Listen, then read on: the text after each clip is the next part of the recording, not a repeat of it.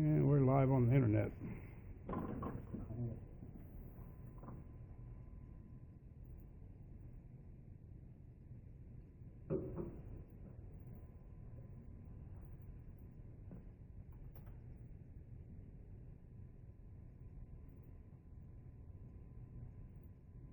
So this is just a model of what, a panther or something? That Yeah, you get? it's a cheetah.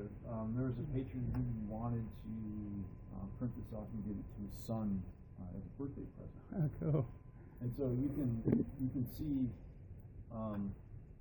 how we have it situated here on the build plate. Right. So it might not make any sense, but basic 3D printing design concepts tells us with the type of material we're using, PLA plastic, that we can only go 68 degrees from vertical before we need support. Mm-hmm. So we usually go at about 45 degrees from vertical, just before we add supports, just to as a precautionary measure.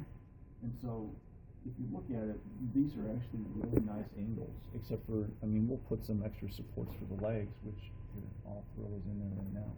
And so that's going to print when you're ready over to this 3D printer here. Correct. And so you can see these orbits, the rectangle design is the support structure. Mm-hmm. And so that shows where the model is over that 60 or 45 degrees from vertical.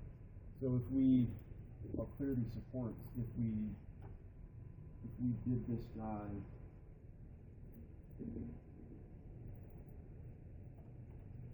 putting him like on his belly, and move him just a little bit more. That's loud. So we want to try and maximize. Normally, we want to try and maximize the amount of surface area of the model on the build plate. But if we look at this, it's pretty difficult to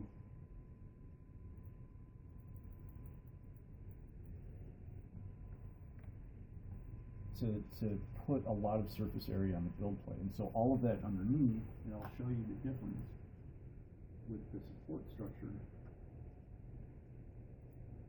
that all of that is going to be needed to need supports compared to the very little that we would need printing it the other way on top of this. And so you would just cut those supports away afterwards? Yeah, and so that's just a waste material. Well, it helps it print, but when live, and remember 3D printing, you print, you build up. It's layer upon layer upon layer, and you build up. But if you start a layer on top of a support structure, because it's not a completely solid foundation, say on this back leg here, it's just going to be like a little dot, a little circle on top of that support structure. And it's not a very solid base to build on. And so it can look ragged, it can look, it might actually cause the print to fail. And so we try to keep the use of supports to a minimum. One, to help the patron save a little bit of money because they pay for the amount of material used. ECU students here, you mean? Correct. Yeah. ECU students. And it also, limiting the amount of supports will also potentially help the model get a good result. Yeah, sure. I'm going to just kind of look around at our 3D printing lab while you're finishing that up and getting ready for our interview.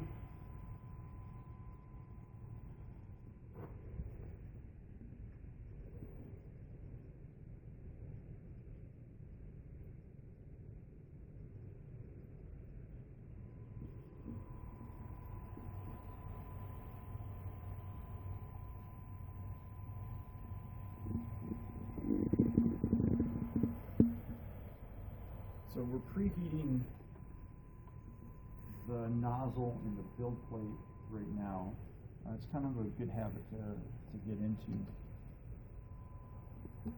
So we're just going to print from the SD card and find our file. Oops.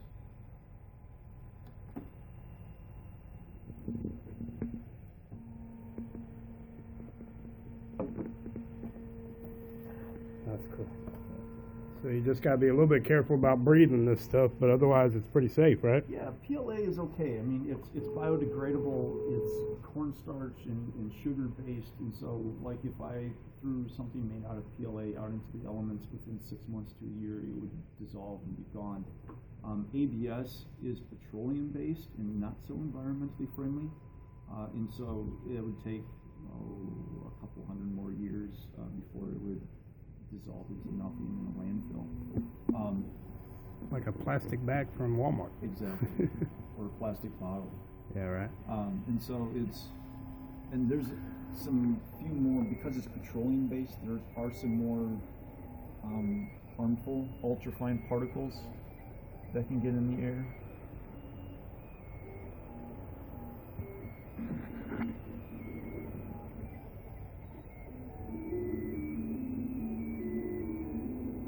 That's cool. And with 3D printing, you want to watch the first few layers. Those first few layers are so important. One, they need to stick to the build plate, because if they pull up off the build plate, they can interfere with the nozzle and affect the rest of the print. Or if they peel up and just sort of warping, it's going to affect all of the rest of the model layers printed on top. And so we usually watch anything we print for pretty closely for the first half an hour to an hour, just to make sure things are printing properly, and then we'll kind of have a more hands-off approach.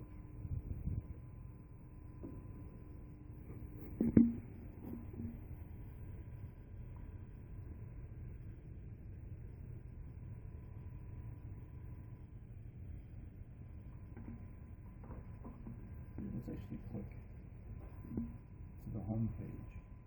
And so we just started advertising training sessions for ECU students, faculty, and staff, where if they want to learn how to use one of our printers, they can go to our 3D printing research guide. The easiest and quickest way to get there is Googling ECU 3D printing, and it should be the top thing in the search results. And they schedule a consultation and say, I would like to learn how to operate the flashboards or the TAS 5. And we can come in, we'll give them some basic safety training, saying, hey, don't touch the nozzle, it's really hot. Yeah. And learn, teach them how to use our slicing software to upload a model, run the printer, and some other basic administrative tasks. So they can then come in here to the Winter Library's 3D Print Studio. Anytime the printer, I'm here, or my assistant is here, and they can come in, work on models in our messy collaborative space here, or use the printers if they're open, if they're available.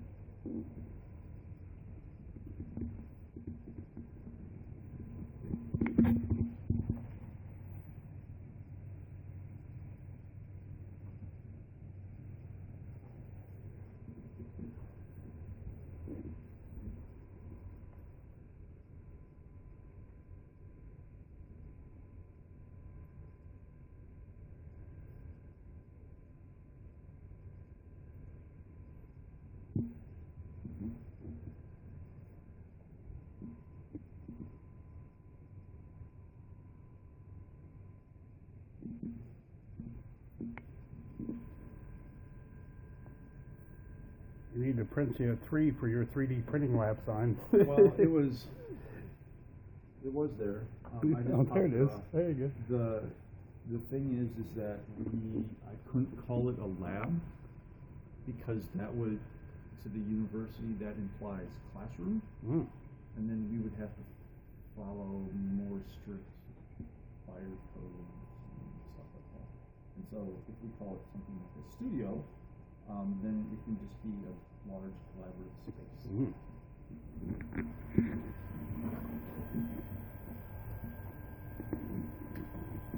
So one of the things with PLA is that it needs to cool rather quickly, and that heat transfer from the top layer to the cooler bottom layer is what helps the filament fuse together. Mm-hmm. And so after this first layer is done, and probably in the next layer, I'll turn the fan on to help the cooling process. This particular printer, it's not ideal for printing PLA. It's more ideal for ABS.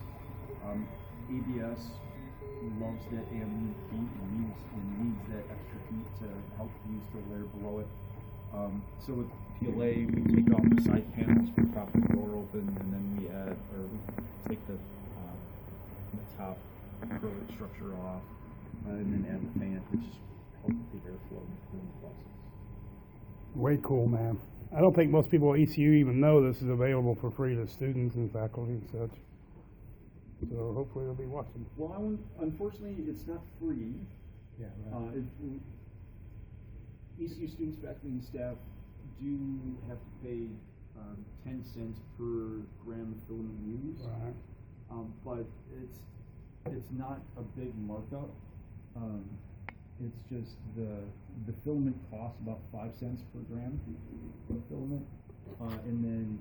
So for something like this kind of looking prosthetic thing, how much material are we talking about? A couple bucks? Geez. You can print. This is about $15 worth of filament, and so we would charge 10 cents per gram, so it would be about $30.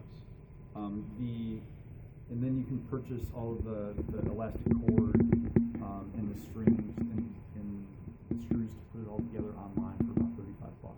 So really, this project, we got these files from Enabling the Future at enablingthefuture.org. They also have a Thingiverse page, and so their goal is to help match people who have 3D printers up with children in need all around the world. Cool. And create 3D prosthetic hands for less than $50. Wow.